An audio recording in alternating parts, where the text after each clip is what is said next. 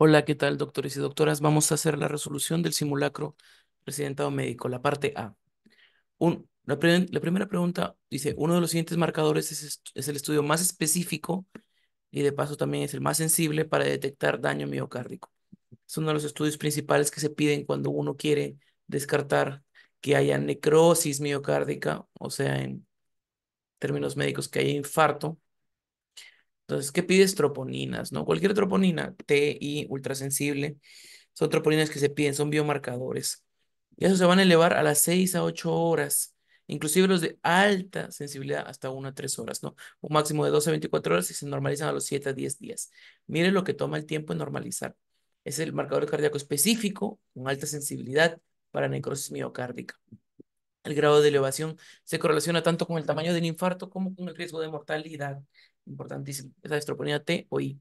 Y la CK-MB se eleva a las 4 o 9 horas, llega un máximo también a las 12 24 horas, o sea, al día ya de días al máximo, pero se normaliza, mira cómo este se normaliza. La troponina T demora en normalizarse, en cambio esta se normaliza a los 2 3 días, ya está de nuevo a sus valores normales.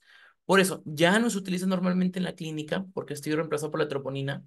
La troponina es más específica, más sensible, pero, mira, se puede usar para evaluar el reinfarto debido a su tiempo, su corta vida media. No es común, pero si quieres revalor reinfarto puede ayudarte, ¿no? Por pregunta de examen. O sea, acá está, te das cuenta las troponinas, sobre todo para infarto masivo, mira cuánto se elevan hasta al día, 12 a 24 horas, llegan a su pico máximo y duran hasta 7 a 10 días. En cambio, el SKMB dura hasta 2 3 días, se da azulito. La LDH es otro marcador, no es muy sensible, la mioglobina tampoco, no son tan específicos, no diferencian tanto tejido miocárdico como tejido muscular, así que hay que tener cuidado. Hombre de 61 años manifiesta abdomen inflado. Se descubre ascitis y se realiza paracentesis. Pues te dan los datos de la paracentesis y te piden el diagnóstico. Entonces, para eso tú tienes que utilizar el índice GASA. ¿Cuál es ese índice? Albúmina sérica menos albúmina de la citis. ¿Cuál es la albúmina sérica? 2.6. ¿Y cuál es la albúmina de la citis? 2.6. Y la albúmina de la citis 1.2. Menos 1.2, eso da 1.4. O sea, más de 1.1. Eso ya es trasudado. Trasudado. Tienes que buscar causa de trasudado: hipertensión portal, falla cardíaca, síndrome de Budd-Chiari, no, la trombosis de las suprahepáticas. De las que están aquí, ¿cuáles son? Trasudados, insuficiencia cardíaca congestiva. De entre las siguientes entidades citadas, ¿cuál es la manifestación clínica más frecuente de estenosis mitral? Acuérdate que estenosis mitral clásico te dé hemoptisis. Hemoptisis es uno de los clásicos. ¿Por qué? Porque la estenosis mitral, si tú estás viendo, por ejemplo, acá el corazón, quiero ver, por ejemplo, acá en el lado entre la aurícula izquierda y el ventrículo izquierdo, hay una estenosis, o sea, esto está bastante engrosado, bastante calcificado. Todo esta, la aurícula izquierda se va a ensanchar y va a transmitir su presión también a las venas pulmonares que drenan ahí en la aurícula izquierda. Y eso conlleva una hipertensión pulmonar y puede generar o desembocar en causas como hemoptisis, ¿no? Hemoptisis. Disnea también es algo frecuente. Embolismo puede ser más o menos. Arritmias también puede ser más o menos por el tema de la fibrilación. Síncope también puede ser más o menos, ¿no? Pero entre todo lo más frecuente es, claro, disnea, porque hace insuficiencia cardíaca. Y lo segundo en frecuencia es hemoptisis. Pero más en frecuencia es más específico, como te dije. Es más específico. De todas las valvulopatías, estenosis mitral te hace hemoptisis con mucho mayor frecuencia. Disnea te puede hacer cualquiera, pero es más frecuente por la insuficiencia cardíaca, por esta patología de hipertensión pulmonar, edema pulmonar, etcétera, etcétera. No, muy bien. Pero también te puede ser arritmias, embolismo paradójico y síncope, por si acaso. Embolismo sistémico. Dentro de los siguientes, ¿cuál microorganismo relacionaría usted endocarditis en pacientes con carcinoma colorectal? Carcinoma colorectal, tú vas a pensar en el estreptococo alolíticos. Ese es el que es más aislado. Anteriormente llamado estreptococo bovis, anteriormente. Pero si te presionan, te dicen carcinoma colorectal, estreptococos galolíticos. Streptococcus fecalis no existe, es Enterococcus fecalis y tú lo vas a pensar cuando hay procedimientos de la vía genitourinaria, por si acaso. Una de las siguientes afirmaciones señale la respuesta correcta acerca del infarto agudo de miocardio. Acuérdate que la causa extrahospitalaria más frecuente de mortalidad es la arritmia cardíaca extrahospitalaria. extrahospitalaria. Más frecuente es arritmia cardíaca. Y doctor, intrahospitalaria. Intrahospitalaria es la insuficiencia cardíaca congestiva. Entonces, la principal causa de mortalidad en la primera hora, sobre todo en la parte extrahospitalaria, son las arritmias. Con un infarto, el paciente puede empezar a fibrilar y ahí se quedan más, ¿no? La infección materna por virus de rubiola es más comúnmente asociada a los defectos congénitos si la infección ocurre en el primer trimestre, acuérdate, durante las primeras 4 semanas. Te puede hacer esa tetrada. ¿Cuál es la tetrada? La tetrada de Greig. Puro C, cardiopatía, persistencia de conducto arterioso, catarata congénita, microcefalia y sordera neurosensorial. Sordera neurosensorial. Muy bien. El riesgo de síndrome de rubiola congénita, sobre todo en el periodo de organogénesis, es el de mayor riesgo, entre 1 a 12 semanas. De 12 a 20 es muy bajo y más de 20 no hay casos documentados. O sea, el punto, tú tienes que buscar primer trimestre. Descuenta, lo único que dice primer trimestre es la alternativa A. Pero bien podría ser más específico entre 1 a 12 semanas, el periodo con mayor riesgo, un periodo de organogénesis. Un recién nacido cuya edad gestacional estimada es 42 semanas está teñido con meconio, meconio. El lactante tiene insuficiencia respiratoria, se le pide radiografía de tórax, el dato radiográfico. O sea, estás pensando en Salam. Mira, entonces, cuando tú tienes un síndrome de dificultad respiratoria del recién nacido, tú te vas a preguntar, ¿tiene menos de 34 semanas? Enfermedad de membrana hialina.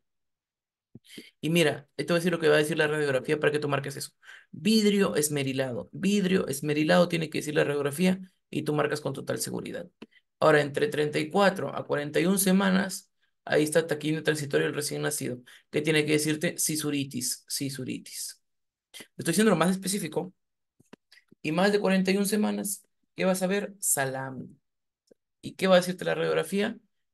Infiltrados, infiltrados, parcheados, parcheados algodonosos, infiltrados parchados algodonosos, como dice la letra B. Ahí está lo específico que te tendrían que poner para que tú marques tal patología, ¿ya? Lo más específico. El microorganismo menos probable que cause sepsis neonatal de inicio temprano es antes de las 72 horas. Listeria puede hacerlo, estreptococo del grupo B puede hacerlo, E. coli puede hacerlo. Estreptococo de neumonía podría, sí, pero más asociado a meningitis y es menos probable, solo como sepsis, ¿no? Más asociado que se asocia más asociado a meningitis, más asociado a que produzca meningitis, pero, o sea, puede hacer sepsis, puede hacer, pero es menos probable. Ahí te ponen el dato menos probable.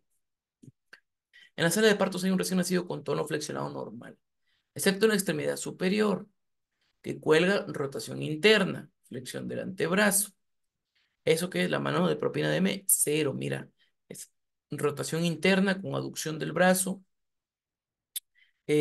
antebrazo extendido y pronado y la muñeca flexionada.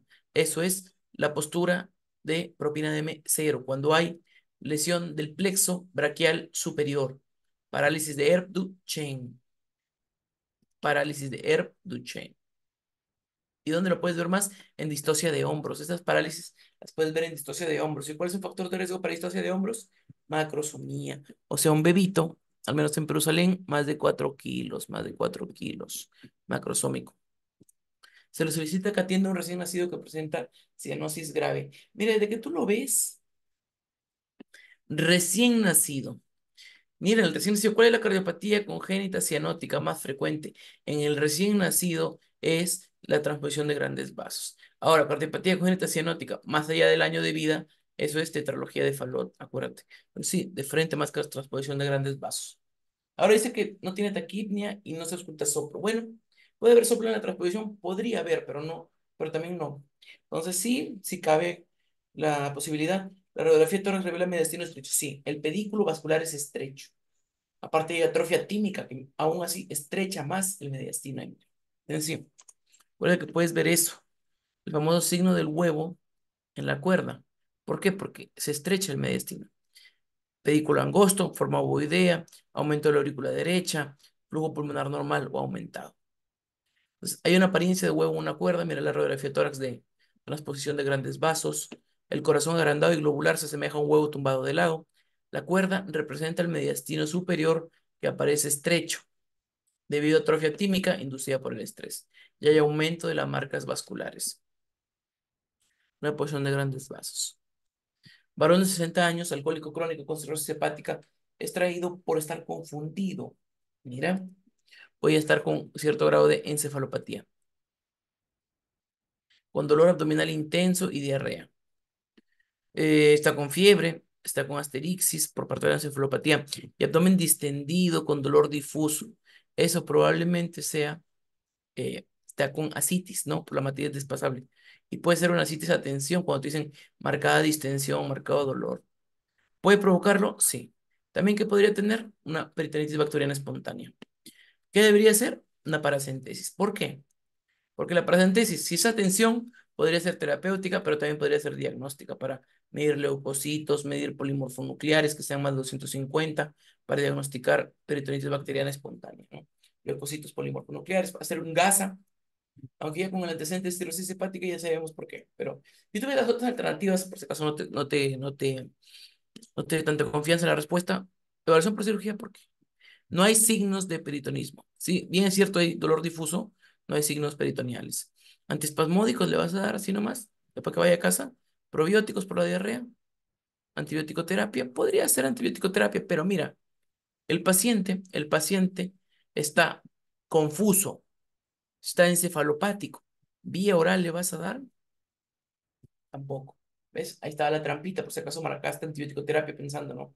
Porque pudiste pensar con la fiebre, con el dolor abdominal, una peritonitis bacteriana espontánea, sí, pero ahí sería antibiótico terapia si lo vas a iniciar con cefalosporina de tercera, ¿no? Por vía endovenosa.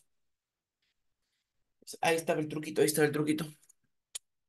Se atiende a un paciente que tiene un intenso dolor medio epigástrico o en el cuadrante superior derecho. Mira, dolor medio epigástrico, cuadrante superior derecho, que se irradia a la espalda o a la escápula derecha. Eso se llama omalgia. Omalgia derecha. Omalgia derecha. Eructos que dejan un sabor amargo en la boca y gases.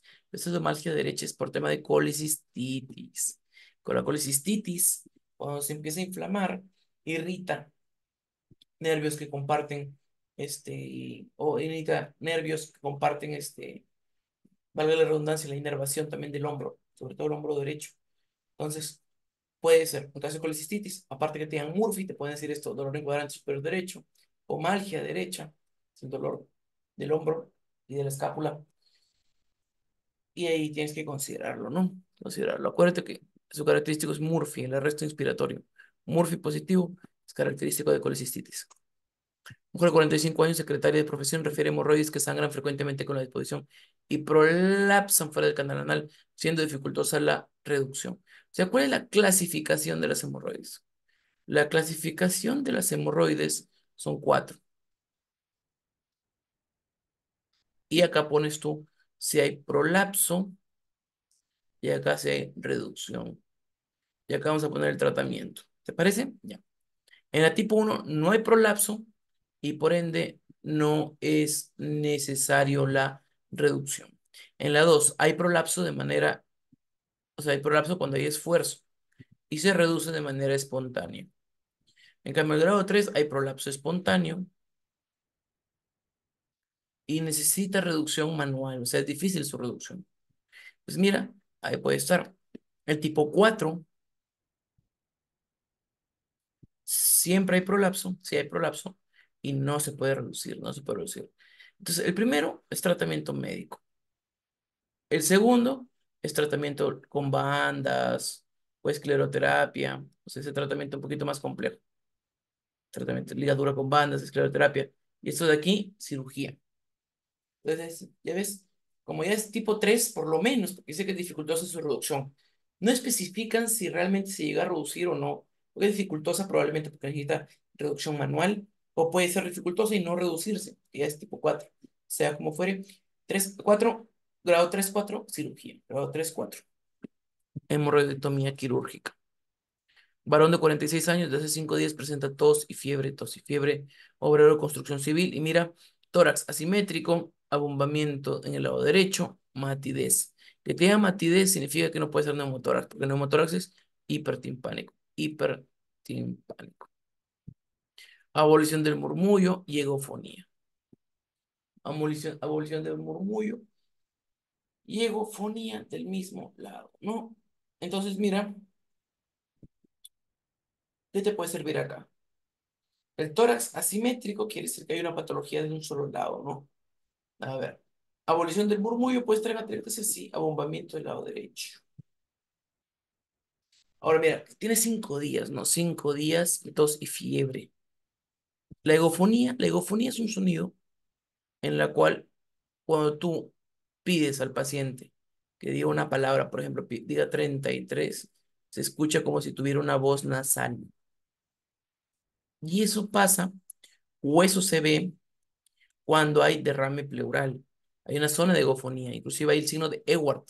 Es una zona de egofonía superior al derrame. Por ejemplo, ese está el signo de Ewart que se puede ver. Consolidación también tiene abolición, todo, pero se hace broncofonía, te dicen broncofonía. Soplo tubárico, soplo tubárico. Y las vibraciones vocales están aumentadas, están aumentadas. Sí. Hemotórax y atelectasia no coinciden con el contexto clínico del paciente, no coinciden con lo que ha tenido, ¿no? Hemotórax tienes que pensar si es, por ejemplo, postrauma, ¿no? Algún trauma torácico, algún accidente. Atelectasia no va tanto porque atelectasia es como fiebre en el posoperatorio, pero en el primer día, no como 5 días con fiebre. Y no hace egofonía la atelectasia, es ebullición totalmente de todos los ruidos. Un varón de 67 años de edad presenta estreñimiento de larga evolución y episodios breves y recurrentes de dolor abdominal. Pides enema y ves una enfermedad diverticular con múltiples divertículos sigmoideos. Tratamiento de enfermedad diverticular es, primero, está con enfermedad diverticular, no con diverticulosis. No tiene ninguna complicación.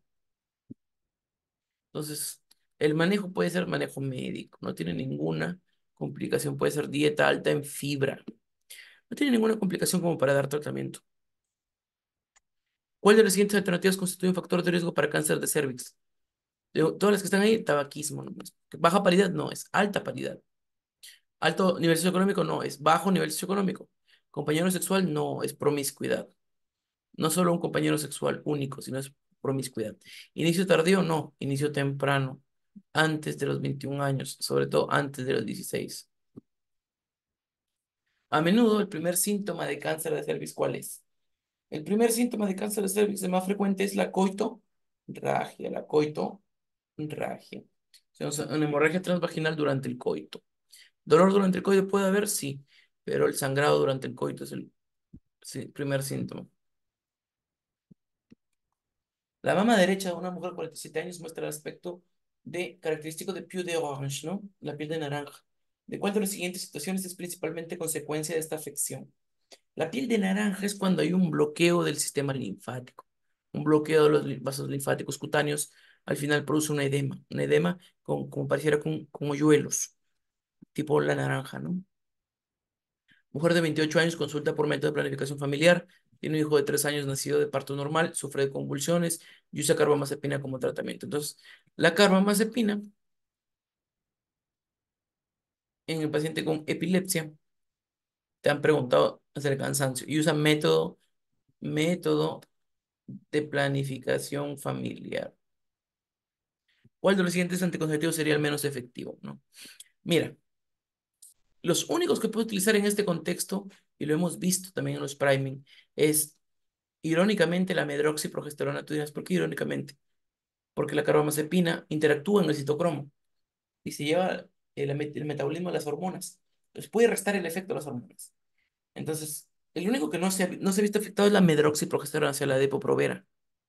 Y también el uso de DIUs, té de cobre o té de levonorgestrel.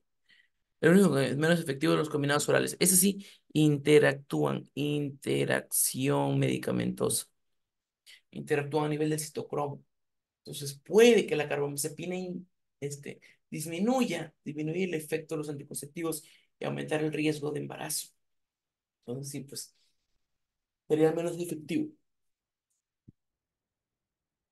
Una mujer de 36 años se queja por antecedente de 3 meses de secreción con sangre del pezón. Mira, 36 años y sangre en el pezón. Pequeño nódulo retroareolar y sangre en la posición correspondiente a las 3 en punto. O sea, tienes una pequeña masita retroalveolar y hay un sangrado, un punto de sangrado.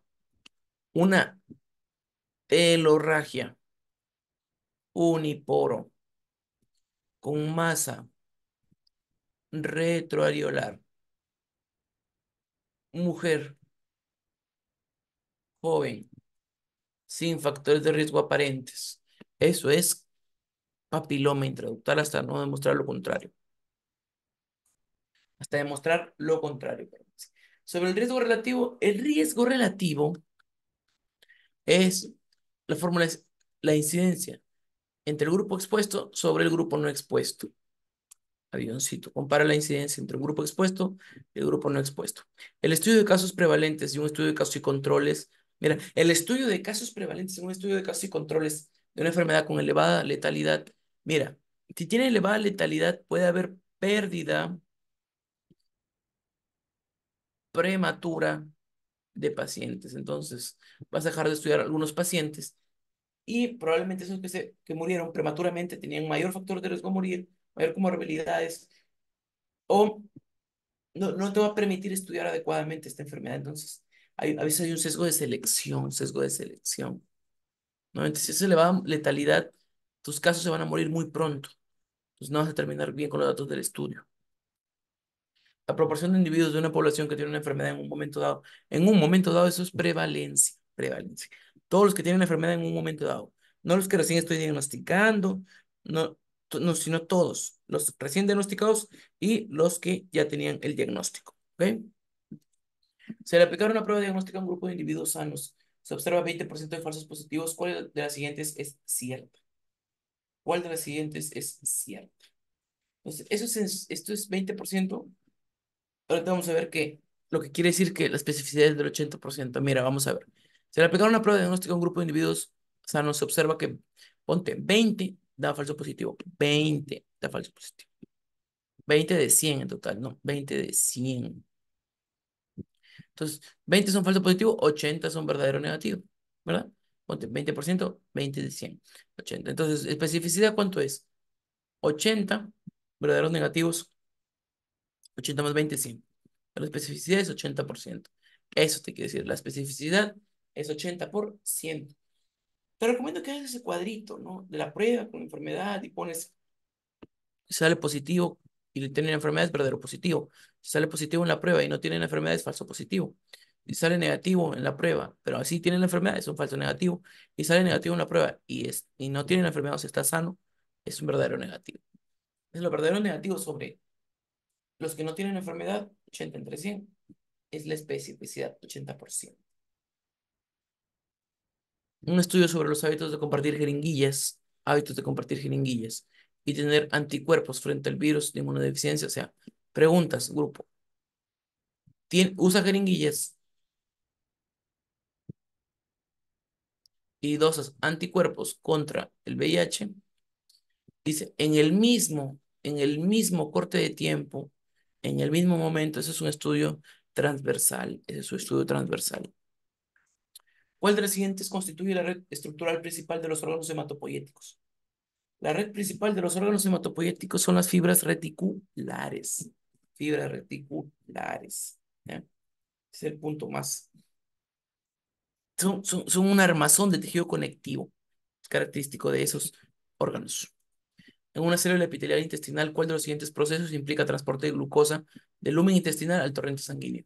¿Cómo se absorbe la glucosa del lumen intestinal? Mira, del lumen pasa por la célula hasta la base lateral. Puede ser por los transportadores, los cotransportadores SGLT. Utilizan el transporte de sodio, que es un transporte activo, lo utilizan para poder transportar glucosa, es un transporte activo secundario. Y también pueden absorber a través de transportadores de difusión facilitada, que es el GLUT. Pues ahí está. Activo secundario, este GLT1 utiliza otro tipo, o sea, una energía. Ese transportador, principalmente de sodio, pero por ahí jala también glucosa, por eso es secundario. Y difusión facilitada es su propio transportador a favor de la gradiente. Si una molécula necesita para un paso a través de una membrana de una proteína transportadora, pero el paso se realiza a favor de la gradiente sin consumo de energía, los famosos GLUT, como te estoy diciendo, eso es difusión facilitada. ¿Cuál de los siguientes influye de manera importante en la formación de genitales externos? ¿Cuál de los siguientes influye?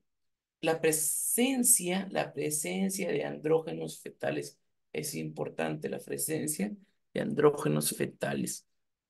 El gen SRY, eso es lo que nos ayuda. Mujer de 68 años, vegana, vegana. Consulta por mareos, astenia, fatiga y deposiciones.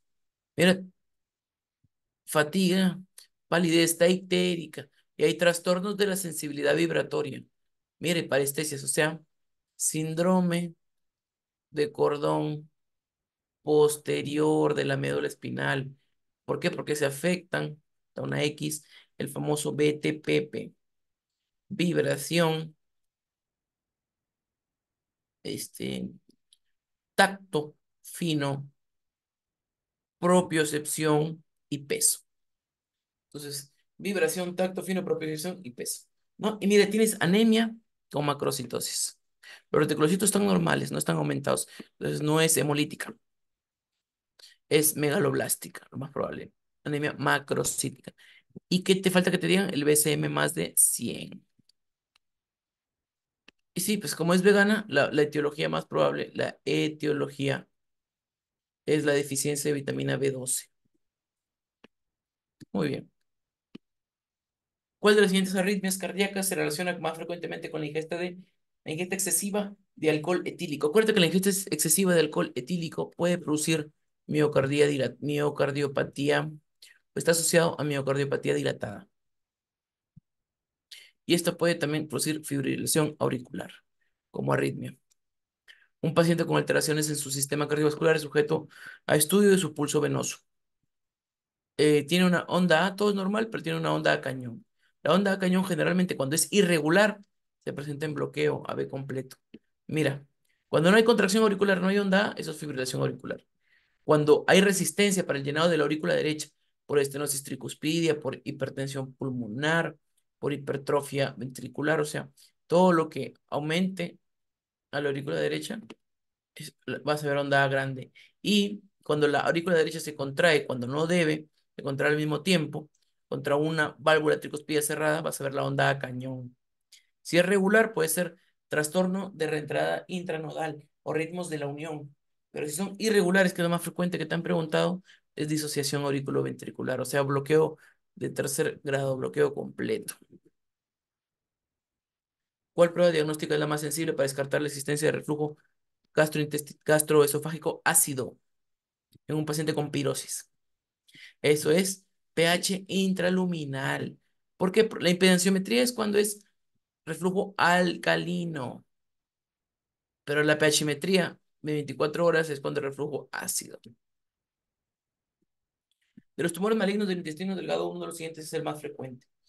El más frecuente es el adenocarcinoma. El adenocarcinoma, acuérdate que en todo el tracto gastrointestinal, lo más frecuente es adenocarcinoma, en todo.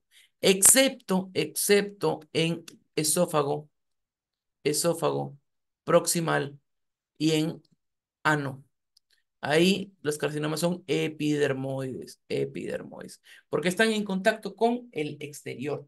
Esófago proximal y ano, carcinoma epidermoide. Todo lo demás, estómago, intestino delgado, intestino grueso, es adenocarcinoma. Una cifra elevada de gastrina sérica asociada a una capacidad de secreción ácida prácticamente nula es muy sugestiva de gastritis crónica tipo A. Mira, gastritis crónica tipo A en la parte alta del estómago fundo y cuerpo. Normalmente autoinmune, puede haber autoanticuerpos anticélulas parietales o antifactor intrínseco asociado a anemia perniciosa, acloridria, mira, secreción ácida prácticamente nula y gastrina alta, alto riesgo de adenocarcinoma y es raro, la menos frecuente. El tipo B, el más frecuente, bacteriano, Helicobacter pylori, parte baja del estómago, antro y bajo riesgo de adenocarcinoma. Mira los tipos de gastritis crónicas, tipo A, tipo B, para que te acuerdes.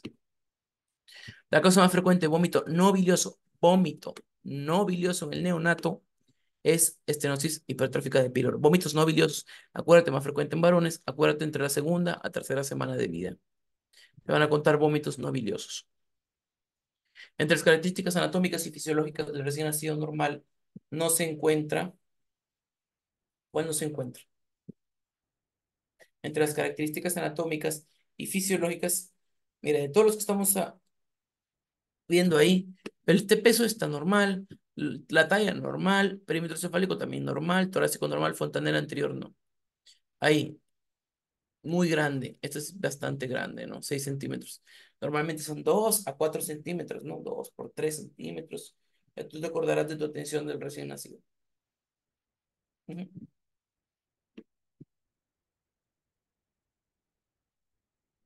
Un niño de nacido con 42 semanas de gestación y alimentado de pechos sigue claramente ictérico. Tiene hernia umbilical, está hipotónico, fontanela grande, todo eso es de hipotiroidismo, ¿no?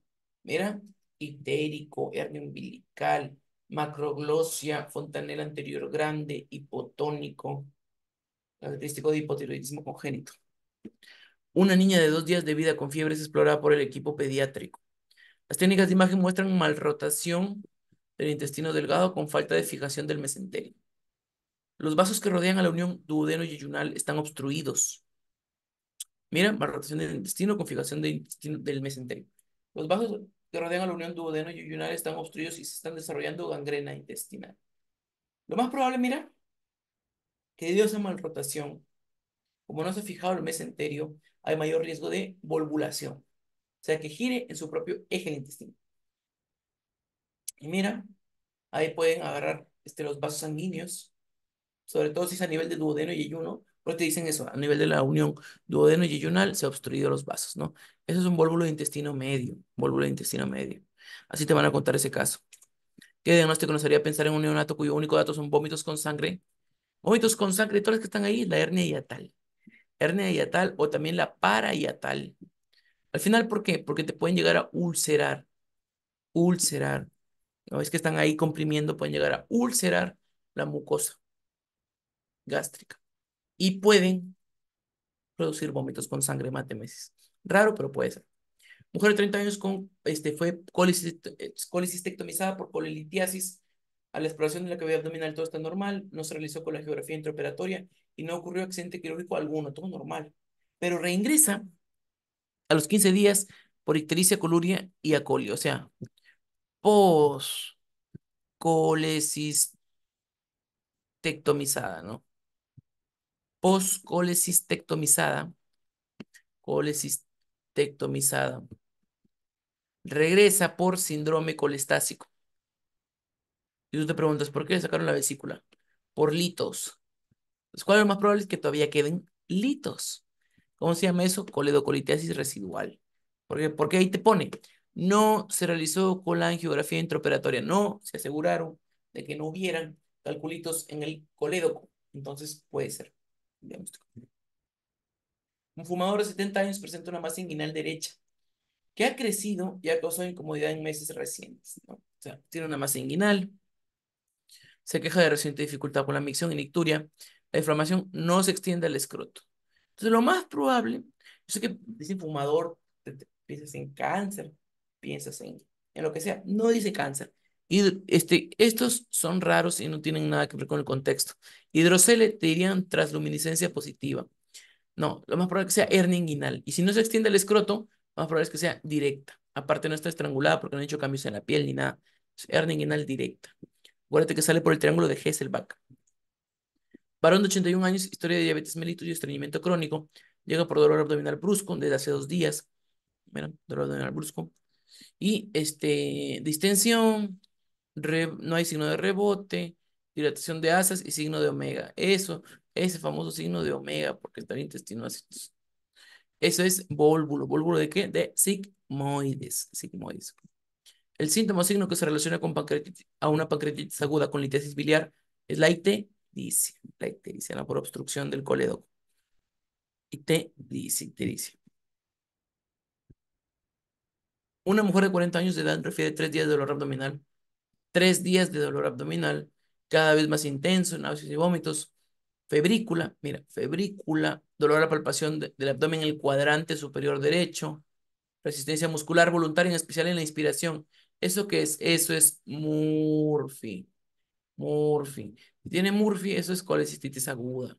El arresto inspiratorio. Murphy. La vía de infección más frecuente en el caso de EPI procedente de una cervicitis, es ascendente, ¿no? Los gérmenes van subiendo hacia colonizar las trompas, hasta colonizar los anexos. Durante una evaluación de infertilidad es posible que se lleve a cabo una biopsia endometrial para evaluar la calidad de la ovulación. Debido a que el desarrollo del cuerpo amarillo se relaciona estrechamente con cuerpo amarillo en la segunda fase, la fase secretora. Mira, la fase lútea, cuerpo lúteo. Cuando está la progesterona aumentada, es la fase secretora. Secretora. Día 14 al día 28. Mujer de 43 años de edad, presenta historia obstétrica de 3 partos normales. Llega por haber notado una tumoración en el hipogastrio, además de hipermenorrea. La ecografía informa un gran mioma. Mira, gran mioma de 12 centímetros. O sea, un mioma más de 10 centímetros. Algunas literaturas ya te dicen que es un mioma gigante, hay que operar. Y tiene múltiples miomas más pequeños. Cuando son múltiples, también tienes que hacer operación, pero ahí te recomiendan histerectomía. Ahora, ve la edad, 43 años, 3 partos normales, entonces hay con mucha probabilidad, muy probable, que su deseo genésico, es muy probable que su deseo genésico esté satisfecho, que su paridad deseo genésico esté satisfecho, que su paridad esté satisfecha, es muy probable. Histerectomía. El procedimiento que evalúa tanto la cavidad uterina como la luz tubárica y como ejemplo puede detectar problemas de fertilidad. ¿Cómo se denomina? Para ver eso, para ver la luz de la trompa de falopio, para ver el factor tubárico, para descartar causas como endometriosis, adherencia, es la histerosalpingografía. Inyectas, y aquí vamos a ver, voy a acercar, inyectas líquido, pues el azul de metileno, por ejemplo, y ves, ¿no? Contraste, para poder ver si se pinta o no. Esta trompa que se pintó está permeable y esta que no se ha pintado está obstruida. Histerosalpingografía. Mujer presenta fiebre y una masa en mama derecha. Mujer presenta fiebre y una masa en mama derecha, dolorosa e inflamada. Está en periodo de lactancia de semanas, pero ya tiene una masa flogótica. Eso probablemente sea un absceso, absceso de mama. Bueno, está flogótica, a lo mejor sería drenar.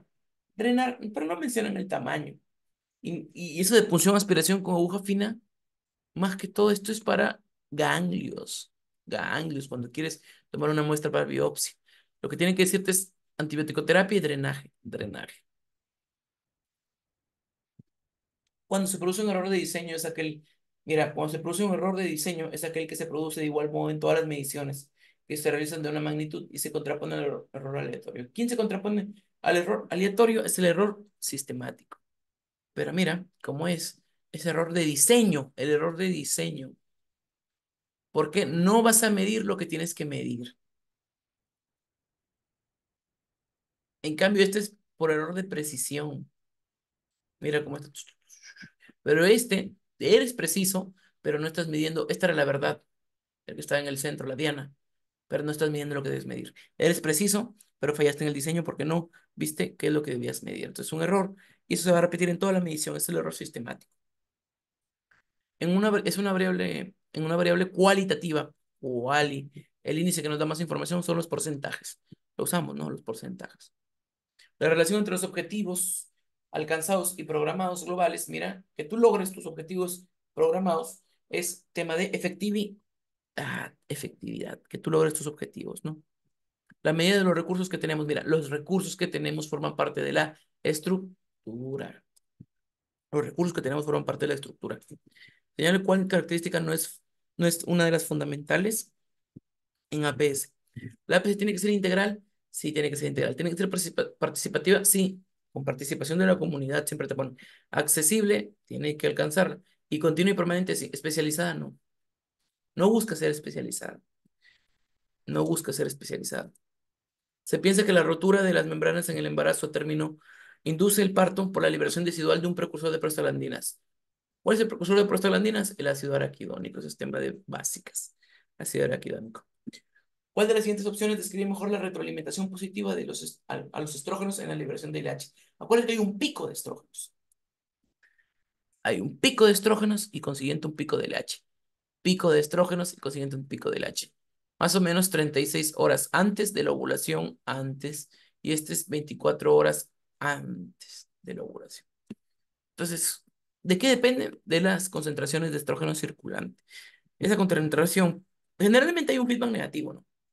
Generalmente hay un feedback negativo, pero hay un punto que ese estrógeno sobrepasa esa línea y empieza, en vez de hacer feedback negativo, por acá hacía feedback negativo, en vez de hacer feedback negativo, empieza a hacer feedback positivo. Entonces, ese punto depende de las concentraciones de estrógeno circulantes, de eso depende. Una de las siguientes es la causa fisiológica más común de hipoxemia. Causa fisiológica más común de hipoxemia es un mismatch o un problema de ventilación-perfusión, un desequilibrio de perfusión-ventilación. En la contracción del músculo liso gastrointestinal, ¿cuál de los siguientes sucesos ocurre después de la unión de calcio a la calmodulina? ¿Cuál ocurre? Vemos el gráfico, mira, diferentes estímulos neurales, hormonales provocan la entrada de calcio. Provocan la entrada de calcio, acá está, la entrada de calcio a través de canales de calcio del sarcolema y el retículo sarcoplásmico también libera. El calcio se une a la calmodulina y forma el complejo calcio-calmodulina. Ese complejo calcio-calmodulina se une a la sinasa de cadena ligera de miocina, lo que resulta en su activación. Activa a la cadena ligera de miocina sinasa. Esa cadena ligera fosforila la cadena ligera de filamentos de miocina bajo escisión de ATP, utiliza energía ATP, libera un fosfato y lo fosforila acá, y permite la interacción entre actina y miocina. Actina y miocina. Ahí está. ¿Cuál de los siguientes es el resultado de una corriente de entrada de sodio? ¿Qué pasaba cuando entraba el sodio? Cuando entraba el sodio, había una fase de despolarización. Y eso que hacía que lo que estaba negativo se volviera positivo, ¿no? O sea, un ascenso del potencial de acción, una fase de ascenso del potencial de acción. Un varón de 50 años llega con un cuadro de reflujo gastroesofágico importante de 7 años. En la endoscopía se halla en el esófago distal una úlcera sobre un Barrett sin displasia ni malignización por el estudio biópsico. El tratamiento más adecuado.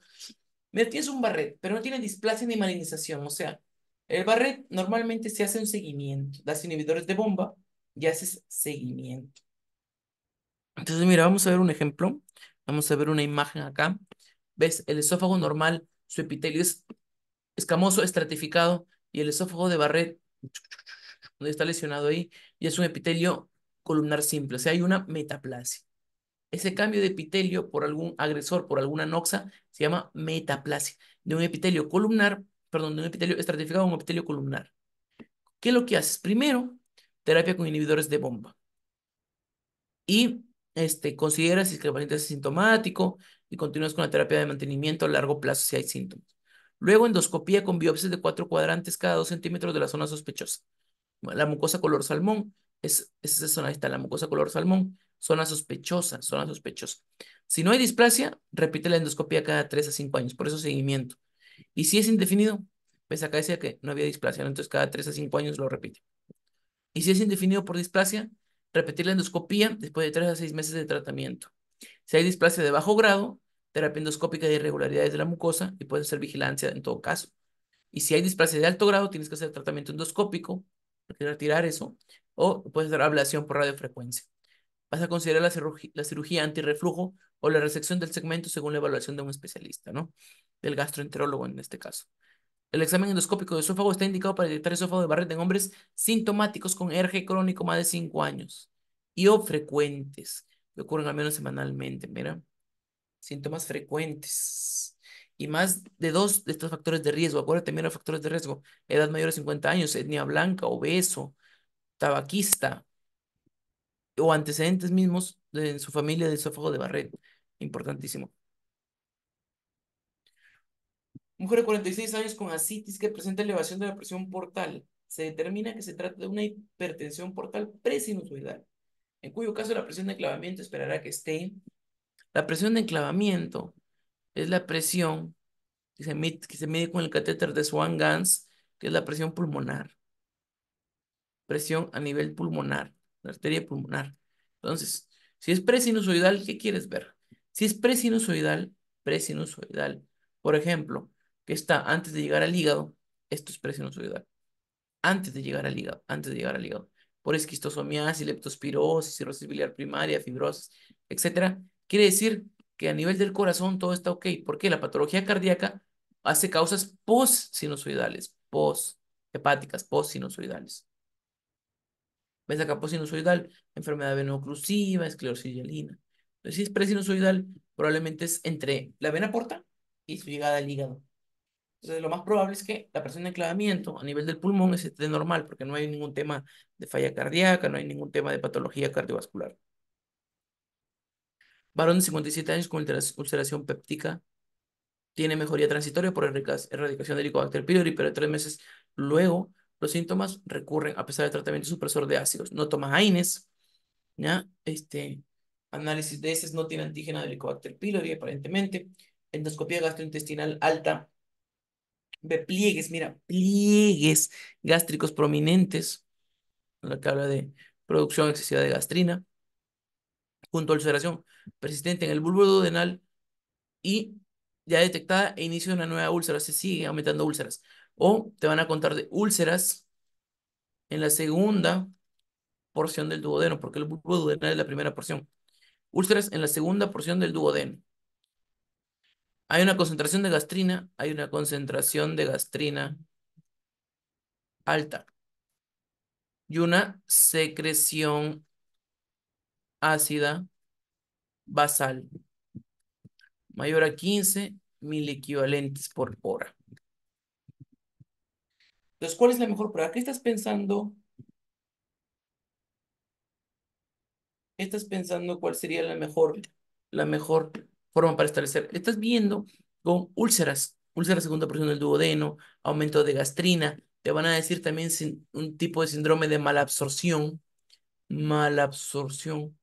Todo esto en ese contexto puede ser un síndrome de Zollinger-Ellison. Un síndrome de Zollinger-Ellison. Eso, ese síndrome de Zollinger-Ellison, ¿cómo se diagnostica? Si bien es cierto, la secreción basal está alta, debe ser más de 15 y está justo en el límite. Entonces, si tú tienes algo inconcluso, porque no nos han dado valores de gastrina, solo dicen que está alta, pero si tienes que dar valores de gastrina, valores de pH gástrico, eso es todo un diagnóstico. Puedes pedir prueba de estimulación con secretina. Obtener muestra de sangre para medir la concentración de gastrina, luego de administrar secretina. Porque mira, acá están los estudios confirmatorios. Primero, puedes tener la gastrina sérica en ayunas y el pH gástrico. Mira, una gastrina sérica en ayunas más de 1000 y un pH gástrico menos de 2 confirma gastrinoma. Si está entre 101 y 1000 y un pH gástrico menor de 2, el resultado no es concluyente, tienes que ir a una prueba de estimulación con secretina. Y si el pH gástrico es mayor a 2, esto es improbable.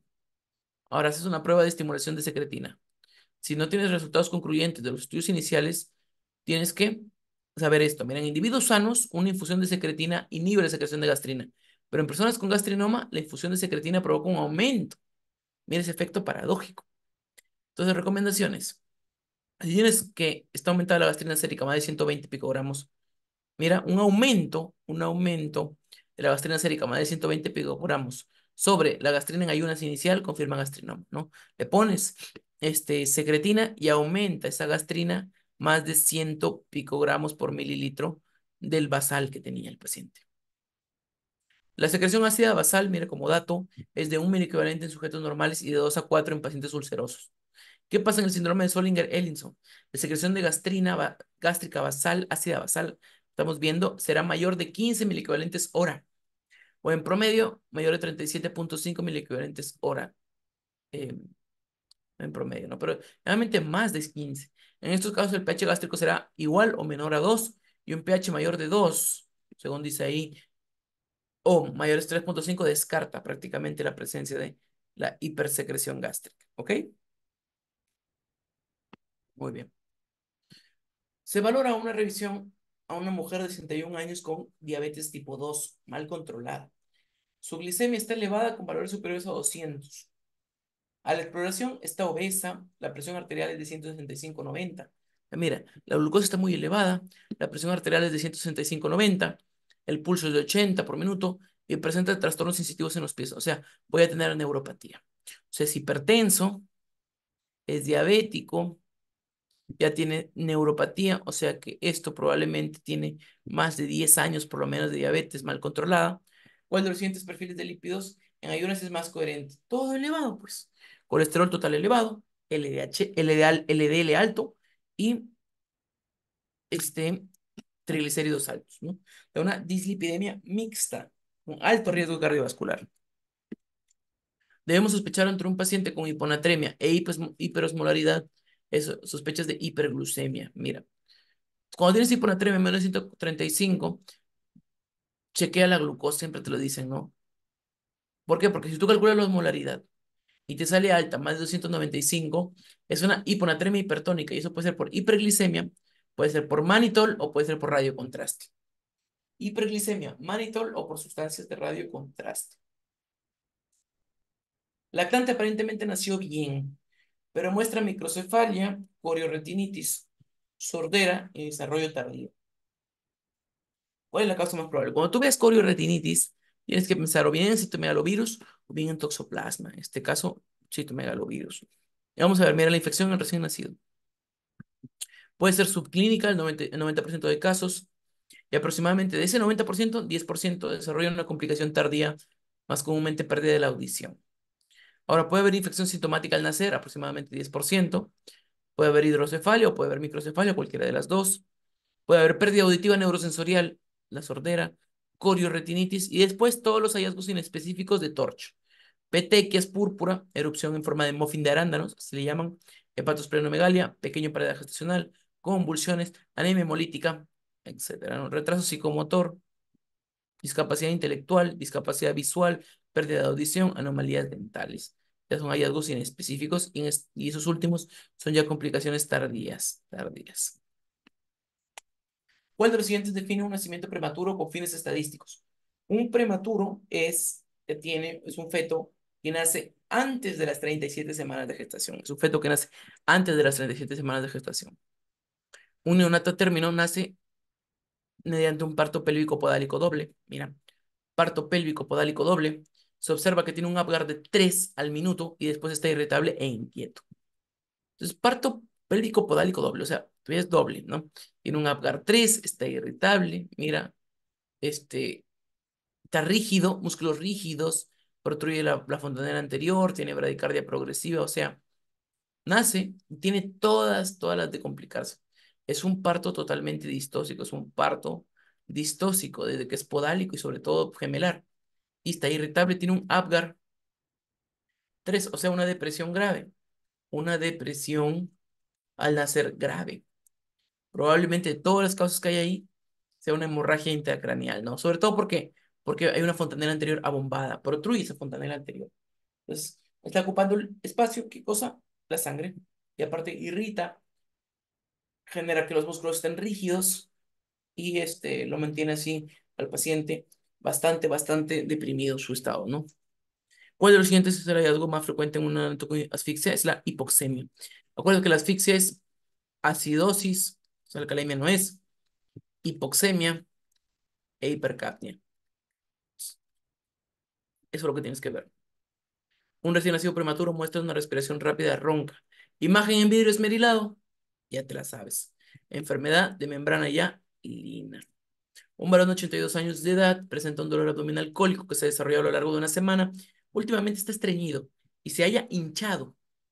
Pues mira, dolor abdominal tipo cólico, estreñido, hinchado, se destaca la presencia de hábito intestinal desde hace casi 2 años. Mira, alteraciones del hábito intestinal, ancianito, alteración del hábito intestinal, hilos de sangre en heces. ¿Qué es lo principal que tengo que descartar? Es cáncer, cangrejo de colon, cáncer. Acuérdate, cáncer de colon, ¿qué más sangra? Es el del lado derecho. El que más se obstruye es el del lado izquierdo. Un joven de 15 años acudió a urgencias con un cuadro de dolor 24 horas de evolución que se localiza en fosa ilíaca derecha. Náuseas, vómitos, anorexia, Bloomberg positivo. Entonces, mira, haces tu famoso Mantrels. Y del Mantrels, ¿cuál tiene 2 puntos? El tenderness, el dolor en fosa ilíaca derecha y la leucocitosis. Todo lo demás tiene 1. Entonces, tú haces este Mantrels y mira, a ver, migración, no te mencionan, dicen que de frente se localiza. No hay migración. Anorexia sí hay, así que un punto. Náuseas y vómitos sí hay, así que un punto. Tenderness o dolor en fosa ilíaca derecha, 2 puntos. Rebote, hay Bloomberg, entonces un punto. Elevación de la temperatura, 39 grados, un punto. Leucocitosis, mira, 25.000, un punto. Desviación izquierda, shift left, un punto. Sumas, tiene 9 puntos. Eso es una apendicitis aguda. Y lo más probable es que ya esté perforada porque tiene el Bloomberg, apendicitis perforada. Porque tiene Bloomberg positivo. Tiene sino peritoneal.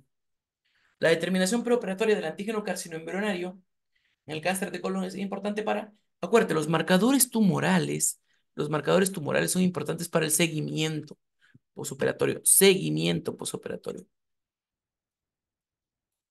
Alcohólico de 40 años llega luego de beber mucho. Dolor epigástrico, mira, bebe mucho. Dolor epigástrico que raya espalda, dolor a la palpación en epigastrio, leucocitosis, aumento de lipasa y amilasa sérica. Entonces, tiene un dolor en epigastrio, pero bebe mucho. O sea, alcoholismo y dolor abdominal. Podría ser cualquier cosa ahí, ¿no? Pero luego tiene amilasa y lipasa elevadas. Y luego tiene ácidos intestinales con dilatación grave, un ilio paralítico. ¿Eso qué es? Eso es una pancreatitis aguda. Pero faltan los estudios de imágenes y completo el diagnóstico.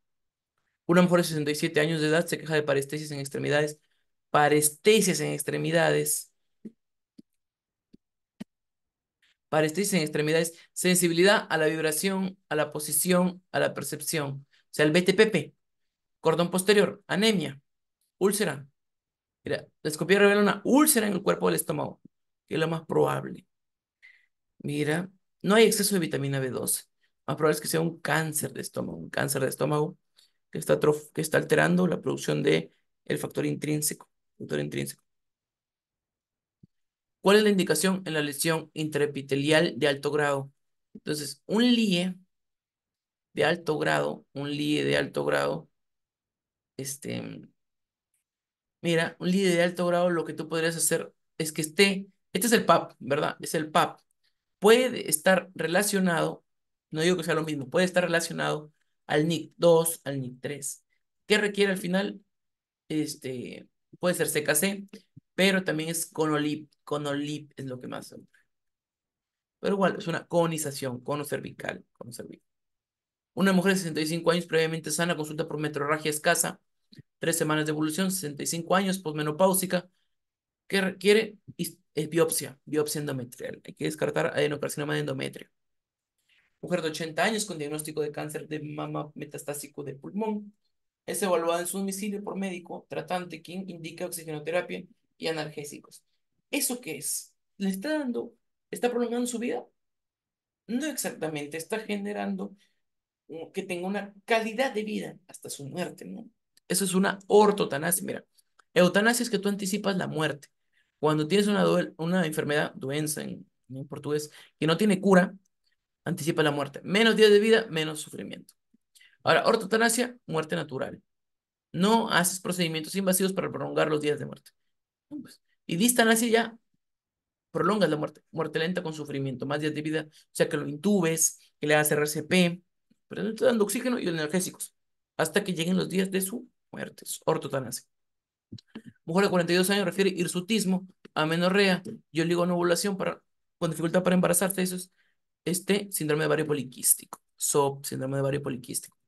Mujer de 32 años de edad, gesta 1 para 1, acude por hemorragia intermenstrual. Mira, hemorragia intermenstrual y ciclos de más de 40 días, no prolongación del intervalo de ciclos de más de 40 días. Eso es oligomenorrea. Oligomenorrea. Aumento de peso de 35 kilos, está con obesidad, mira. Entonces, lo más probable es que se produzca un aumento de estrógenos endógenos, sobre todo estrona. Igual, es el caso de una paciente con síndrome de ovario poliquístico. Para prevenir o limitar las infecciones hospitalarias se ha tenido que establecer una estrategia y táctica en los locales sanitarios. La pseudoprofilaxis, o sea, las vacunas, es una barrera biológica. Un equipo de atención primaria mide el porcentaje de pacientes que tienen una toma de presión arterial registrada en la historia clínica. O sea, esto es tema de producción, de proceso. Era productividad, rendimiento, uso, utilización, calidad. Son indicadores. Esto estamos en la parte de control en gestión de salud. Control, indicadores. Es un proceso. Calculas cuánto se le ha tomado la presión arterial. Todos los pacientes que llegan, a cuánto se les han tomado. Es un indicador de proceso. ¿Cuál de los siguientes indicadores es el mejor para evaluar los resultados? Los resultados, mejor, la eficiencia. Porque ves que se haya llegado a la meta con el menor uso de recursos. La posibilidad de obtener la máxima mejoría en salud, ahora alcanzable por la mejor atención, es parte de la calidad, pero también se denomina como efectividad. Efectividad.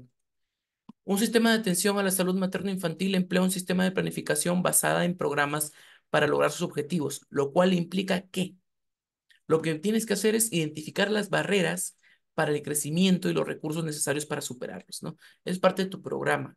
Hacer una evaluación para ver barreras para el crecimiento y los recursos que necesitas para poder plantear un avance. Un avance. ¿Cuál de las siguientes lesiones se asocia con mayor frecuencia a daño del nervio cubital? Daño del nervio cubital, ese nervio cubital pasa justo cerca del epicóndilo.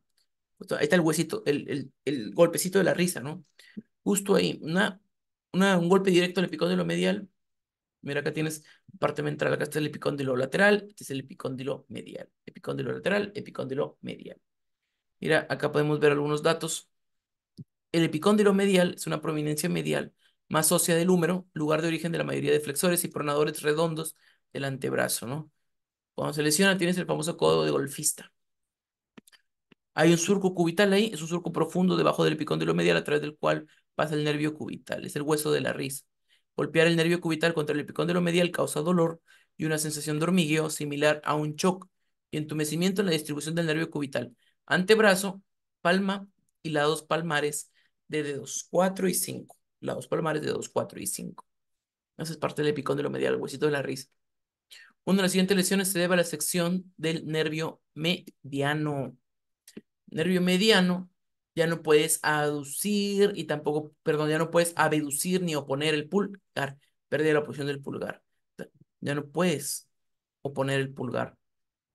Por ejemplo, si es proximal, si el nervio mediano proximal se lesiona, o sea, por encima del origen del nervio interoseo anterior, haces la mano del papa, ¿no? Del predicador. En cambio, si es distal al nervio mediano, o sea, pasando el nervio interoseo anterior, puede ser la media garra, ¿no? La garra mediana. ¿Cuál de las siguientes estructuras forma el límite lateral y medial del triángulo femoral o también llamado triángulo de Scarpa? Acá está, mira, el sartorio. Mira, el límite lateral. Mira, acá está la parte medial y acá está la parte lateral. El límite lateral, mira, acá lo han puesto. Es al revés. El límite lateral es el sartorio. Sartorio. Y el límite medial es el aductor largo. Aductor largo. El límite superior es el ligamento inguinal y su contenido, el van femoral. Van femoral. Que va desde adentro hacia afuera, ¿no? ¿De acuerdo a la mnemotecnia de Coscarelli, ¿no? De las bolas, van. De adentro hacia afuera, ¿no? Vena, arteria y nervio. Sartorio, aductor largo y ligamento inguinal. Cuando ocurre una fractura de fémur e inestabilidad hemodinámica, esta lesión afecta a una de las siguientes opciones. Una fractura de fémur con inestabilidad hemodinámica, donde puede haber bastante pérdida de sangre, es cuando se fractura la diáfisis media. A veces uno no se da cuenta en las lesiones iniciales que evalúas en un politraumatizado y después está chocando el politraumatizado y no sabes dónde está la hemorragia. Y a veces es en fémur, cuando se fractura el fémur. Una de las siguientes situaciones define a la mano de predicador. Parálisis del mediano. Mira, mano del predicador, lesión de mediano. Mano en gota o péndula, nervio radial. Y mano en garra, lesión del nervio cubital. Bueno, como te dije, la mano del predicador es cuando hay una lesión proximal, por encima del origen del nervio interioso anterior. Entonces, la mano de la bendición, mano del papa, cuando se le pide al paciente que cierre el puño, el paciente solo puede flexionar el dedo anular y el meñique. Acá está. Solo estos dos puede flexionar. ¿Por qué? Porque se pierde la oposición y la abducción del pulgar, pérdida de flexión del dedo índice y medio, deterioro de la pronación y flexión de la muñeca, Y puede haber atrofia del músculo tenar cuando ya esto es crónico. Eso es déficit motor. Y el sensorial ya no sientes en el pulgar, no sientes en el índice, ni el medio, ni el lado radial del dedo anular. O sea, ni siquiera este ladito se siente. Déficit sensorial. Es por encima del origen del nervio interoseo anterior, mano del predicador. La secreción de leche por el pezón, galactorrea, es normal durante el puerperio. Si una mujer que no está embarazada presenta galactorrea, se debe pensar en, mira, si no está embarazada y presenta galactorrea, hay que descartar hipersecreción de prolactina, prolactinoma. ¿Cuál opción es probable que requiera un hombre de 45 años con dolor abdominal, cálculos renales, pseudogota, úlceras gastroduodenales? Todo esto pareciera que no tiene relación, pero lo puedes ver en un hiperparatiroidismo primario. ¿Y qué puedes requerir como tratamiento? Quirúrgico, una paratiroidectomía, ¿no? Porque puede ser por adenomas, primera causa de adenoma. O sea, un hiperparaprimario es una secreción excesiva de hormona paratiroidea. ¿Qué puede producir? Puede producir litiasis renal, síntoma frecuente en pacientes menores de 60 años, litiasis renal, osteopenia, hipertensión, acá está úlcera péptica, pancreatitis, calcinosis, perdón, claro, calcinosis, por eso llega a producir pseudogota, em, náuseas, vómitos, dolor abdominal. Eso no. El diagnóstico inicial puede ser con electrolitos y niveles de PTH y luego ya lo vas calculando, ¿no? Por ejemplo, el primario es calcio elevado, fosfato bajo y PTH elevado. Tratamiento, primera línea, corregir la deshidratación, tratar la hipercalcemia y una paratiroidectomía es el único tratamiento curativo. La paratiroidectomía. Mira que puede dar arritmias ventriculares, nefrocalcinosis, nefrolitiasis, fracturas, hiperparaprimario. En la valoración del patrón funcional nutricional metabólico se valoran, entre otros aspectos, también uno de los siguientes. Se valora, entre otros aspectos, también uno de los siguientes, el estado de la piel del paciente, ¿no? La turgencia de la piel. Ante un paciente con antecedentes de haber recibido hace 5 años radioterapia sobre la hipófisis, mira, radioterapia sobre la hipófisis. Entonces, necesita sus hormonas. Y tiene, mira, hipotensión, tiene fiebre, probablemente por infecciones, sudoración o mal control térmico, sudoración fría. Entonces, lo primero que debes hacer, ¿qué es? Tienes que hidratarlo y reponer sus hormonas. Por ejemplo, ¿qué puede ser? Hidratar con cloruro sódico, dar glucosa, porque probablemente tenga hipoglicemia, y dar hidrocortisona. Hidrocortisona. Un hombre de 42 años es diagnosticado de enfermedad hepática y pancreática a consecuencia de alcoholismo. Durante la exploración física se observa un engrosamiento anómalo de glándulas mamarias, a consecuencia de la enfermedad. Una enfermedad hepática, probablemente el tema del alcoholismo lo haya llevado a cirrosis. Y como tiene cirrosis, hay una disminución de los transportadores de corticoides y de hormonas sexuales como los estrógenos. Entonces, hay un aumento de estrógenos libres, hay un aumento de estrógenos libres. Eso lleva a un desarrollo de las glándulas mamarias en un varón. Eso se llama ginecomastia. Ginecomastia. ¿Cuál paciente pediátrico requiere un estudio por producción andrógena excesiva? De todos los que están ahí, el que tiene los comedones abiertos y cerrados con acné inflamatorio. Acuérdate que los andrógenos aumentan la hiperqueratinización y sobre todo una mala queratinización. Por eso es que se obstruyen esos poros y se produce comedones, ¿no? Comedones. Un lactante de 1 año de edad tiene coriretinitis, ya te dije, coriretinitis puede ser citomegalovirus o toxoplasma. Durante el primer año de vida, calcificaciones cerebrales, más de toxoplasma, ¿no? Más de toxoplasma. Que tenga corioretinitis, calcificaciones intracerebrales, hidrocefalia y convulsiones. Doctor, citomegalovirus también tiene. Sí, pero las calcificaciones del citomegalovirus son periventriculares. Así te los ponen, periventriculares. En cambio, toxoplasma son intracerebrales. Acuérdate, corioretinitis, convulsiones, hidrocefalia y calcificaciones intracerebrales. Eso es tetrada de Sabin, de toxoplasmosis congénita. ¿En quién está contraindicada la vacunación contra la varicela en edad pediátrica? Mira, acuérdate que la vacuna contra la varicela es una vacuna de virus vivos atenuados. Es de la cepa OCA, 0,5 mililitros. Se pone una dosis A los 12 meses, una dosis. Mira, y acá es importante que recuerdes esto porque han venido preguntas de examen, ¿no? ¿A quién le das? Aquellos niños y niñas que no recibieron la vacuna a los 12 meses podrán recibir hasta los 4 años. Ojo. ¿Y cómo es una vacunación post-exposición y control de brote? En brotes hospitalarios con casos de varicela se aplicará la vacuna a todos los susceptibles inmunocompetentes desde los 9 meses en adelante. Puedes vacunar. También se vacunará contra la varicela a las personas inmunocompetentes susceptibles, pacientes, acompañantes y personal de salud dentro de las primeras 72 horas de producido el contacto con el caso. Mira, dentro de las primeras 72 horas. Y el manejo será igual en poblaciones cautivas. Ya. ¿Pero qué más? Mira, la conservación de la vacuna de 2 a 8 grados, los efectos vacunales, pero acá están las contraindicaciones.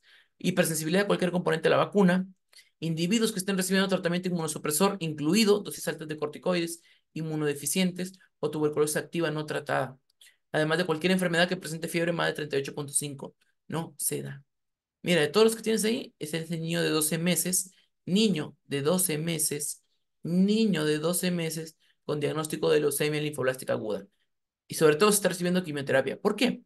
Porque está inmunodeprimido y aparte recibiendo quimioterapia, está contraindicado, netamente contraindicado. Un niño de 11 meses es llevado a sala de urgencias, dolor abdominal, tipo cólico intermitente y ese es en jalea de grosella. Ese niño que sus pies los dobla, los pone se pone en posición fetal por el dolor y esta jalea de grosella, eso es intususcepción o invaginación. Intususcepción. Dentro de los primeros 3 años de vida, una causa importante de obstrucción intestinal en niños. Una joven de 15 años con células falciformes, enfermedad por células falciformes, es atendida en su consultorio con dolor intermitente en cuadrante superior derecho. La paciente ha quedado hospitalizada varias veces por crisis de dolor. Sin embargo, manifiesta que el dolor abdominal es claramente distinto de sus crisis de dolor, ¿no? El dolor es peor después de las comidas y puede ocurrir a cualquier hora. Entonces, todo normal, pero tiene dolor en el cuadrante superior derecho. Y acuérdate, los de células falciformes tienden a ser colelitiasis, colelitiasis, y por litos o por cálculos pigmentarios. Generalmente no de colesterol, sino pigmentarios, bilirrubinato pigmentario. Entonces, ¿qué estudio debes solicitarle? Una ecografía de manera inicial? No te aceleres, que colangio, que tomografía, no, una eco para confirmar que esa sea la causa del dolor. Colelitiasis, colelitiasis. Eso sería. Muy bien, esa sería la parte A del simulacro de accidentado médico y vamos a continuar con la parte B.